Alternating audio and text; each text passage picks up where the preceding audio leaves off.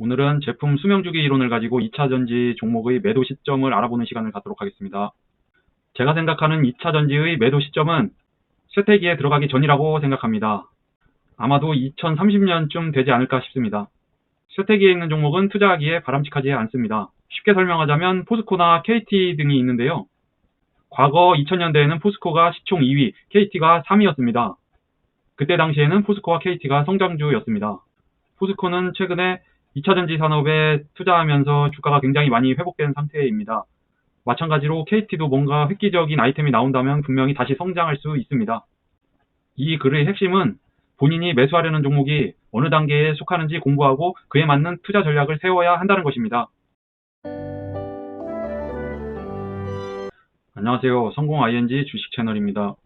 오늘은 제품 수명주기 이론을 가지고 2차전지 종목의 매도 시점을 알아보는 시간을 갖도록 하겠습니다. 제품 수명주기 이론은 하나의 제품이 시장에 도입되어 폐기되기까지의 과정을 말합니다. 제품 수명주기 이론만 잘 알아도 주식 투자가 굉장히 쉬워지는데요. 이 이론은 거의 모든 섹터에 적용이 가능하기 때문입니다. 저는 2차전지 몰빵 투자자이기 때문에 당연히 2차전지 섹터를 가지고 설명하겠습니다. 도입기는 침투율 약 5% 미만의 시기를 말합니다. 도입기는 고수 투자자의 영역입니다. 왜냐하면 상폐의 길로 접어드는 회사가 굉장히 많기 때문인데요. 어려운 만큼 10배 이상의 대박을 낼 확률도 높습니다. 2차전지 양극재 회사들이나 나노신소재, 코스모신소재 같은 회사들도 단기간에 10배 이상씩 다 올랐습니다. 지금도 잘 나가고 있는 에코프로비엠의 경우에는 제일모직의 망한 양극재 사업부를 인수한 것이고요. 포스코케미칼의 음극재 사업부는 LS엠트론, 그리고 양극재 사업부는 보광그룹의 휘닉스 소재 사업부를 인수한 것입니다. 그리고 코스모신소재의 전구체 사업부는 삼성 SDI의 자회사 STM을 인수한 것입니다. 이렇듯 도입기에는 망하는 회사들이 많기 때문에 투자하기 어려운 것이 사실입니다. 그렇기 때문에 초보 투자자들은 ETF를 사는 것도 좋은 방법 중 하나입니다. 현재 도입기에 속하는 로봇 섹터도 SPG 외에 영업이익이 제대로 나오는 회사는 몇 개 되지 않습니다.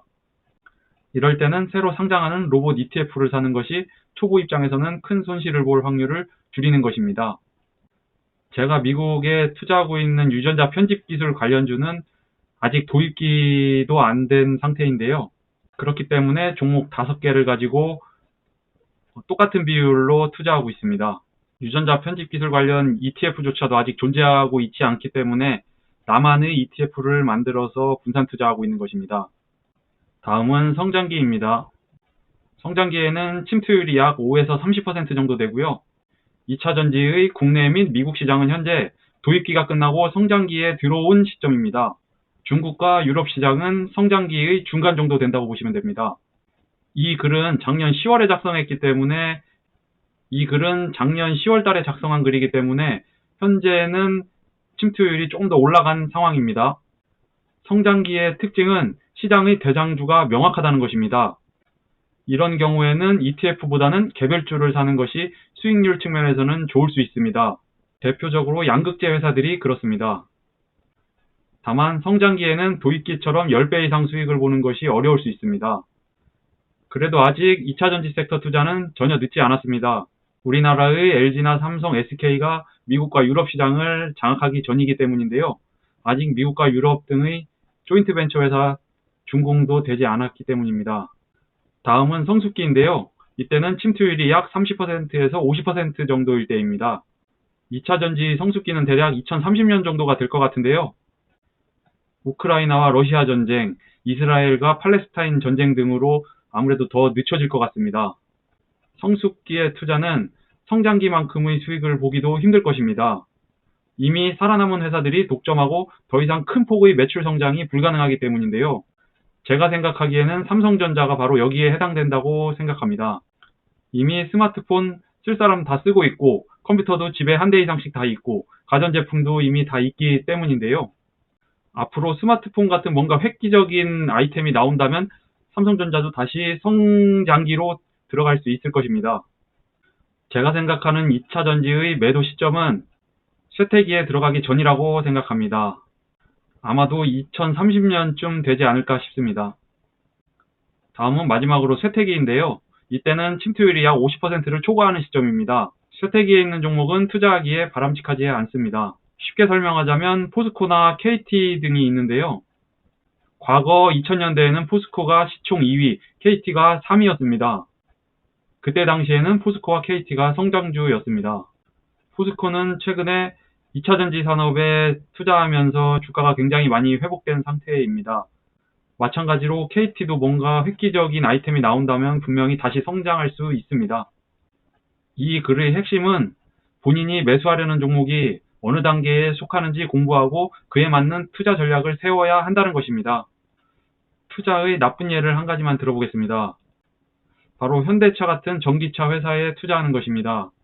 현대차는 원래 자동차 차체를 만들어 왔습니다. 그리고 앞으로도 전기차 차체만 만들 것입니다. 그렇다면 매출은 달라지는 게 없을 것인데요. 하지만 2차전지는 조금 다릅니다. 현재는 내연기관 자동차가 전체의 95% 이상 팔리는데요. 앞으로 전기차가 50%가 팔리면 기존에 차체를 만들었던 현대차가 큰 돈을 벌까요? 2차전지 제조사가 큰 돈을 벌까요? 테슬라의 주가 상승률만 봐도 쉽게 알 수 있습니다. 테슬라의 전기차는 없던 것을 만들었기 때문에 그렇습니다.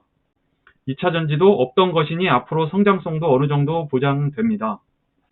주식 투자를 해야 되는 이유는 주식 투자는 하방이 영원으로 막혀 있지만 상방은 무한대로 뚫려 있기 때문인데요. 모두 잃어봐야 결국 원금이며 잘하면 수백억도 벌 수 있습니다. 그렇기 때문에 투자하지 않을 이유가 없습니다. 현명한 투자로 모두 부자 되길 기원합니다. 오늘 영상이 도움이 되셨다면 구독, 좋아요 부탁드립니다.